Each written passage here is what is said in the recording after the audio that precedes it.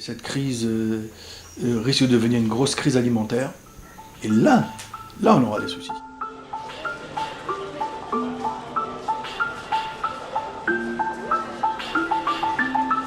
Et cette crise alimentaire pourrait être exacerbée par une politique de l'offre de la part des grandes enseignes, de moins en moins adaptée en cette période de grandes difficultés pour les ménages.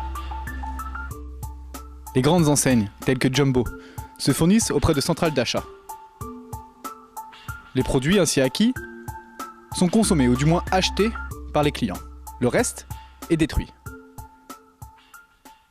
Tous les produits ainsi détruits se retrouvent à Sainte-Suzanne, au centre d'enfouissement technique. Ce site a pour donc objectif de recevoir les déchets non dangereux des collectivités du nord et de l'est de la Réunion, mais aussi donc les déchets non dangereux, assimilables à ce qu'on appelle les ordures ménagères de l'ensemble de l'île. Ce sont bien les déchets, ce qu'on appelle les déchets ultimes, c'est-à-dire ceux qui ont déjà subi un tri en amont. Et ici, on ne reçoit plus en fait que la part non valorisable des déchets. Il est pourtant difficile d'affirmer avec certitude qu'aucun produit n'est valorisable au milieu de ces amas d'ordures.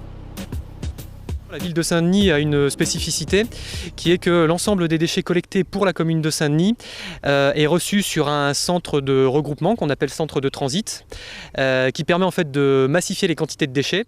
Récapitulons. Les déchets quittent les grandes surfaces de Saint-Denis, transitent au centre Nicolin de la Jamaïque, pour finir à Sainte-Suzanne, enterrés sous terre.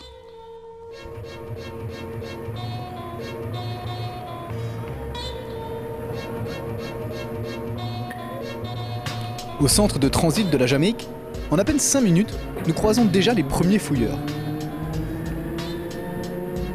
Ces hommes, en situation précaire, sortent des déchets des quantités conséquentes d'aliments encore comestibles.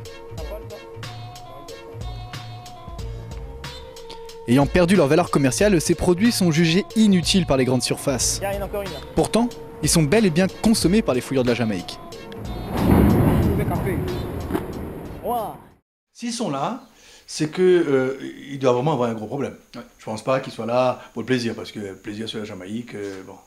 Mais je ne savais pas, personnellement, je ne savais pas qu'il y avait encore des gens qui le faisaient. Je voudrais, avant de quitter la banque alimentaire, au moins avoir mis en place toute cette ramasse pour éviter le gaspillage.